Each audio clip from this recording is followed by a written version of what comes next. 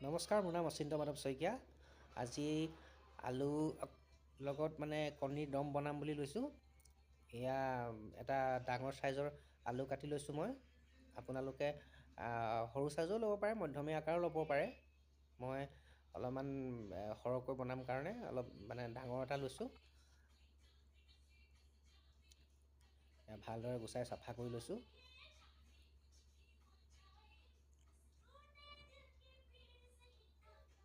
যিহেতু মই 3টা কণীৰ সৈতে বনাম, গতিকেলৈ অলপ ডাঙৰ সিমান বেছি ডাঙৰো নহয়, অলপ মধ্যমীয়া আকাৰৰ লৈছোঁ আৰু।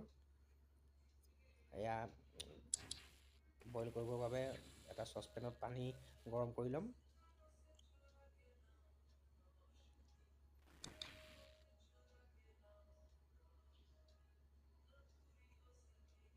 কণী আৰু আলু একেলগে বইল কৰিম, যাতে দুইটা সমানে একে সময়তে সিজে আৰু বনাবলৈ যাতে কম সময়ৰ ভিতৰতে হয়। পৰ্যাপ্ত পৰিমাণে পানী দি লৈছোঁ। আলুটো টুকুৰাকৈ কাটি ল'ম যাতে ভালদৰে আৰু সোনকালে সিজে। মই আলুটো 4 টুকুৰা কৰি তাক 8 টুকুৰা কৰি লৈছোঁ। অলপ সৰুকৈ দিলে অলপ সোনকালে সিজিব, গতিকেলৈ সৰুকৈ কাটি লৈছোঁ।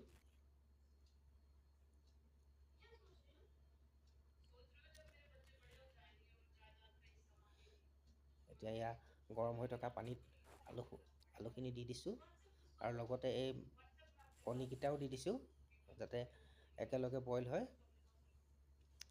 এতিয়া মই অলপমান নিমখ দিম। শুনামতে নিমখ দিলে অলপ কম সময়ৰ ভিতৰতে আৰু ভালদৰে সিজে। মই সেইবাবে অলপ নিমখ দি দিছোঁ। এতিয়া মই এটা আধা বিলাহী লৈছোঁ। আপোনালোকে কমকৈও ল'ব পাৰে, বেছিকৈও ল'ব পাৰে। মই মোৰ হিচাপ অনুযায়ী এটা এফাল লৈছোঁ। এয়া এতিয়া মিহিকৈ কুটি ল'ম। আচলতে পৰিমাণটোৰ ওপৰত কথা, আপোনালোকে কিমান পৰিমাণৰ বনায় সেই অনুপাতে আপোনালোকে বিলাহী, কণী, আলু সেই হিচাপত ল'ব পাৰে। মই মিহি মিহিকৈ কুটি লৈছোঁ।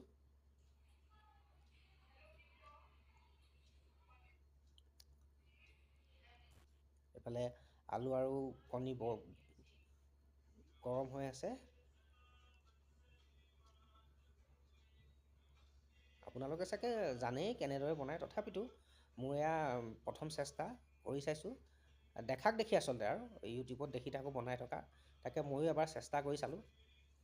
এতিয়া ময়ো এফাল পিঁয়াজ লৈছোঁ দেই, মিহি মিহিকৈ কুটি লৈছোঁ।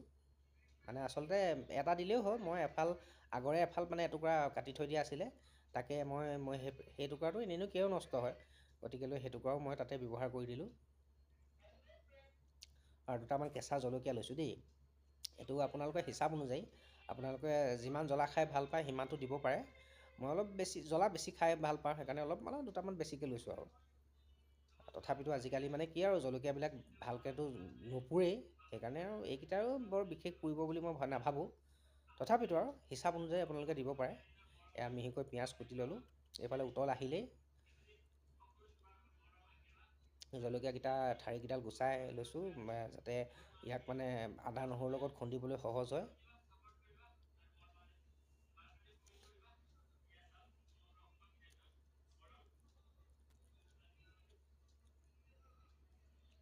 এয়া প্ৰায় উতলি আহিলে, সিজো সিজো হ'লেই আৰু সিজিছে আৰু। এইফালে আদা নহৰু গুচাই লৈ এয়া খুন্দিবৰ কাৰণে ৰেডি কৰি লৈছোঁ। আৰু এই ঠাৰি গুচাই লোৱা জলকীয়াকেইটা একেলগে দি দিছোঁ খুন্দিবৰ কাৰণে। ফালি ফালি দিলেও হয়, আচলতে ফালি দিয়াতকৈ আদা নহৰুৰ লগত খুন্দিলে ইয়াৰ টেষ্টটো বেলেগ হয়। আৰু মই অলপ নিমখ দি দিওঁ, যাতে এই খুন্দিলে ইয়াৰ জলকীয়া গুটিবিলাক যাতে উফৰি নাহে আৰু সোনকালে মিহি হয় দেই। আপোনালোকৰ এইটো ইচ্ছাৰ কথা, মই আচলতে তেনেকৈ কৰি ভাল পাওঁ, আগৰ পৰাই তেনেকৈ কৰোঁ, গতিকেলৈ অলপমান নিমখ দি খুন্দি দিছোঁ।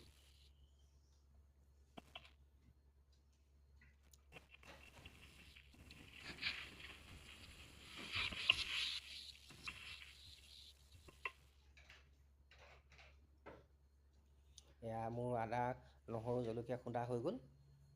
এইফালে কণী আৰু আলু সিজি গ'ল।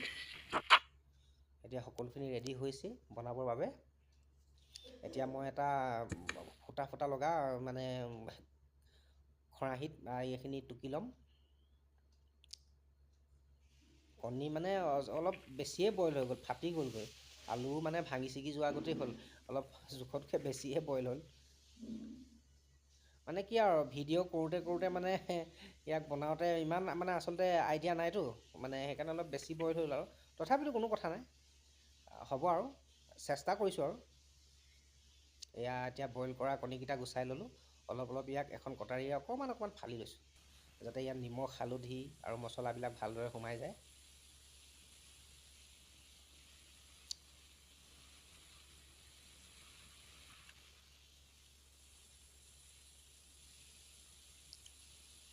প্ৰায় এইকেইটা ৰেডি হৈছে। এতিয়া এখন কেৰাহীত মানে আপোনাৰ তেল গৰম কৰিম। এইকেইটা অলপমান মানে ফ্ৰাই কৰি ল'ম, যাতে ভাঙি নাযায়।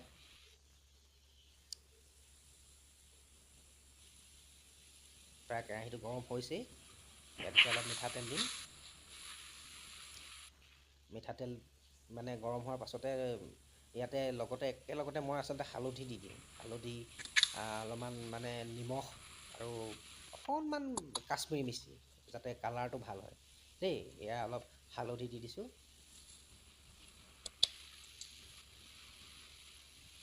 আচলতে তেলটো জোখতকৈ অলপ বেছি গৰম হ'ল। ইমান আচলতে গৰম হ'ব দিব নালাগে, মানে প্ৰায় হালধিখিনি জ্বলি যোৱাৰ দৰে হৈছে। আচলতে মতা মানুহটো ইমান বেছি আইডিয়া নাই বনোৱা, এইবোৰ প্ৰায় মাইকী মানুহে বনায় মোৰ। আজি আচলতে মাইকী মানুহে ল'ৰাক স্কুলত থ'বলৈ গ'ল, অলপ ঘূৰি অহা দেৰি হৈছে। মই সেইটো চান্সতে বোলো খানাটো বনাই ৰেডি কৰি থওঁ। এয়া অলপ কাশ্মীৰী মিৰ্চি দি দিলোঁ। এয়া চাওক জ্বলি কোলাই হৈ গ'ল, মানে ইমানেই তেলটো বেছি গৰম হৈ গ'ল। তথাপিও যা হওক, পেলাইতো দিব নোৱাৰোঁ, তথাপিতো এয়া বনাই দিছোঁ আৰু। কি হয় নাজানো আৰু দেই, আপোনালোকে কমেণ্ট কৰি ক'বচোন। প্ৰায় ধুনীয়াই হৈছে বুলিয়ে ভাবিছোঁ কালাৰটো দেখি, কিন্তু খাবলৈ কেনেকুৱা হয় নাজানো। এয়া প্ৰায় কণীকেইটা ভজা হৈ গৈছে।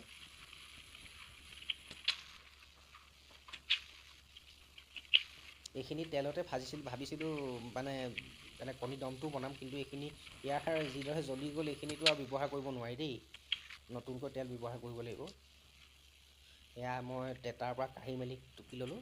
এয়া বইল কৰা আলুকেইটা এখন কাটা চামুচেৰে পিটিকি লৈছোঁ। আচলতে মই এই কাটা চামুচেৰে যে আলু পিটিকে, এইটো এটা মই ভিডিঅ'ত দেখিছিলোঁ, কিন্তু ইয়াৰ আগতে মই এইটো আইডিয়া নাছিল যে কাটা চামুচেৰে ইমান আলু পিটিকিবলৈ যে সহজ হয়। আচলতে গৰম আলুবোৰ আপুনি হাতেৰে পিটিকিব নোৱাৰে। গতিকেলৈ এতিয়া ইমান গৰম, এই জাষ্ট নমাই ৰাখিছোঁহে। গৰম আলুকেইটা মই এতিয়া কাটা চামুচখনেৰে পিটিকি লৈছোঁ, আৰু খুব ভালদৰে মিহি হয়। আচলতে হাতে পিটিকাতকৈ বেছি ভালদৰেহে মিহি হয়। এয়া পিটিকি মেলি ৰেডি কৰি লৈছোঁ বনাবৰ কাৰণে। আচলতে আপুনি গোটাকৈও দিব পাৰে। গোটাকৈ দিলে মানে কি হয়, মানে কেৰাহীত আপুনি হেতাৰে যদি ভাঙিবলৈ চেষ্টা কৰে, গৰম পানী ছিটিকি অহাৰ মানে চান্সটো বেছি থাকে। গতিকেলৈ তাৰ আগতেই মই পিটিকি লৈছোঁ, যিহেতু মিহি হ'লে অলপ ডাঠ হয় জোলকণো। এয়া এতিয়া নতুনকৈ কেৰাহী পাতি লৈছোঁ দেই, মানে আগৰ তেলখিনি জ্বলি গ'ল যে। এতিয়া নতুনকৈ মিঠাতেল দিম।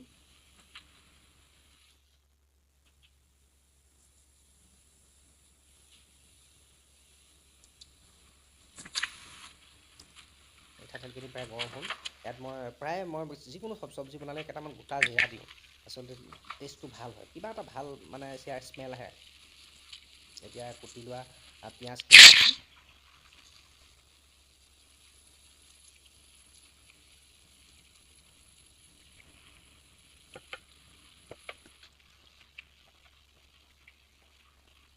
পিঁয়াজখিনি ভালদৰে অলপ ভাজি ল'ম।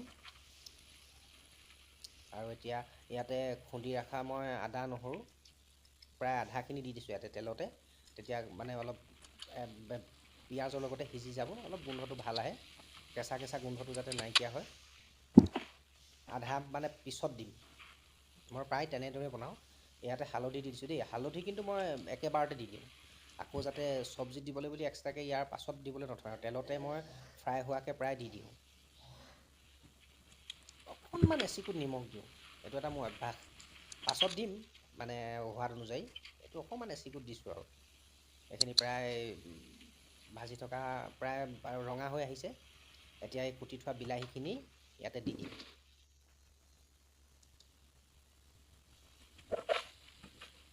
ভালদৰে গলি যোৱালৈকে এতিয়া সিজাম।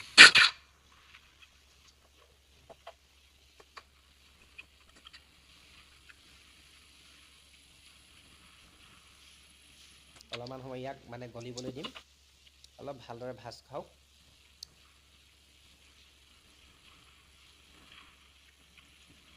এতিয়া অলপ ধনিয়া পাউডাৰ দিম।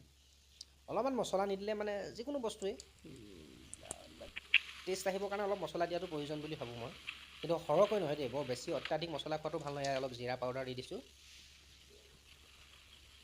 স্বাস্থ্যৰ পক্ষে হানিকৰ আচলতে অলপ মছলা খোৱাটো। অলপমান গৰম মছলা দিছোঁ, লগতে কিন্তু অলপ মিট মছলাও দি দিম মই, যাতে মাংস গোন্ধটো আহে, যদিও বা মাংস নহয় অলপ মাংস গোন্ধটো আহে যাতে। নিদিলেও হয় আচলতে, তথাপিতো আৰু মই দি দিছোঁ, মোৰ মানে নিজৰ ইচ্ছামতে দিছোঁ আৰু আচলতে। অকণমান কাশ্মীৰী মিৰ্চি দিছোঁ কালাৰটো ভাল আহিবৰ কাৰণে। এইখিনি এতিয়া ভালদৰে সিজাই ল'ম। আচলতে মছলা পিছত দিলেও হয়, কিন্তু তেলতে যদি আপুনি মছলাখিনি ভালদৰে ভাজি লয়, ইয়াৰ মানে সোৱাদটো সুকীয়া হয়।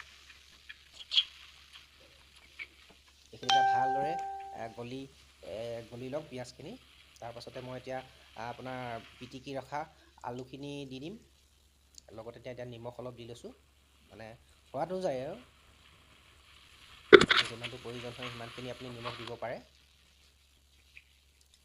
এতিয়া এইখিনি ভালদৰে লৰাই লৈ এতিয়া মই পিটিকি ৰখা আপোনাৰ আলু আৰু এতিয়া বটি ৰখা অলপ আদা নহৰু একেলগে দি দিছোঁ। বাকী যিখিনি আছিল সেইখিনি গোটেইখিনি দি দিছোঁ ইয়াতে। এইখিনি ভালদৰে অলপ লৰাই লৈ ইয়াতে এতিয়া বইল কৰি পিটিকি ৰখা আলুখিনি দি দিম। এইফালে কিনাৰতে মই পানী উতলাই ৰাখিছোঁ, মানে ঠাণ্ডা পানী দি দিলে মানে আচলতে অসমীয়াত আমাৰ কোৱা হয় হেৰহেৰীয়া হয় আচলতে, গৰম যিকোনো চব্জিত ঠাণ্ডা পানী দি দিলে। এতিয়া পিটিকি ৰখা আলুখিনি দি দিছোঁ। সেইখিনি ভালদৰে সিজাম, অলপ ফ্ৰাই হোৱাকৈ দেই, লগে লগে পানী দি নিদিওঁ, অলপ আচলতে আলুখিনি ফ্ৰাই হ'বলৈ দিব লাগে। এইখিনি এটা ভালদৰে বিলাহীৰ লগত মিক্স হোৱাকৈ অলপ দেৰিৰ কাৰণে ফ্ৰাই কৰিম।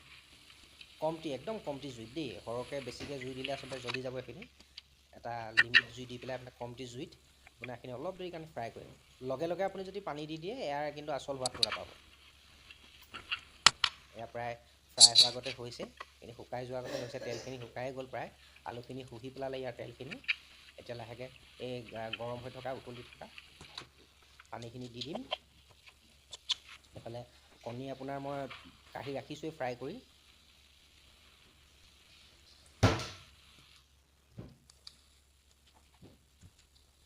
এতিয়া এয়া গৰম পানী দি দিছোঁ, আপোনাৰ হিচাপ অনুযায়ী আপোনালোক যিমানটো জোলৰ প্ৰয়োজন হয় সিমানটো হিচাপত দিব পাৰে। মই মোৰ হিচাপ অনুযায়ী পানীখিনি দিছোঁ, আপোনালোকে যিমানখিনি প্ৰয়োজন হয় আৰু।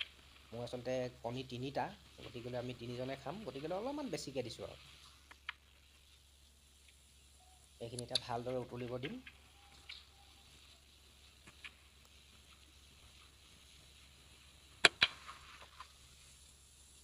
এইখিনি অলপ দেৰি উতল অহাৰ পাছতে ইয়াত ভাজি ৰখা কণীকেইটা ইয়াতে দি দিম।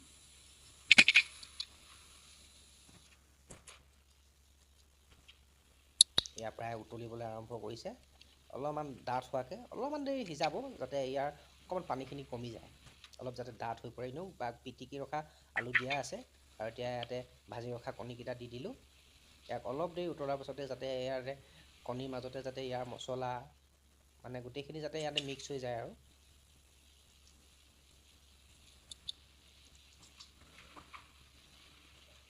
প্ৰায় হৈছে আৰু মোটামুটি। ধনিয়া দুডালমান দিব পৰা হ'লে ভাল আছিলে, ধনিয়া আনি থোৱা আছিল কিন্তু ফ্ৰিজত। আজিকালি যিহে ভেজাল, আগদিনা আনিলে পিছদিনা গেলিয়ে যায়, সেইকাৰণে নিদিলোঁ আৰু। এয়া অলপমান জুম কৰি দেখাই দিছোঁ আপোনালোকক। প্ৰায় হৈছে আৰু দেই। আপোনালোকে কেনেকুৱা হৈছে ক'ব খালি, মইতো খোৱাৰ পাছতহে ক'ব পাৰিম কেনেকুৱা হৈছে। আচলতে নিজেতো মই বনাইছোঁ যেতিয়া ভাল হৈছে বুলিয়ে ক'ম, কিন্তু আনেহে ইয়াৰ আচল প্ৰকৃতটো ক'ব পাৰিব কি হৈছে। এয়া হাতেৰে মোবাইলটো অলপ হাতত লৈ পেলাই ওচৰৰ পৰা দেখাই দিছোঁ। প্ৰায় হৈ গ'ল দেই নমাই। আপোনালোকে জনাবচোন কেনেকুৱা হৈছে দেখিবলৈ। খাবলৈ কিন্তু কেনেকুৱা হৈছে নাজানো, কেনেকুৱা হয় নাজানো আচলতে, কিন্তু দেখাতটো কিন্তু ধুনীয়া লাগিছে, খাবলৈ ভাল হ'ব যেনেই লাগিছে। আপোনালোকে কমেণ্ট কৰি জনাব দেই। ধন্যবাদ।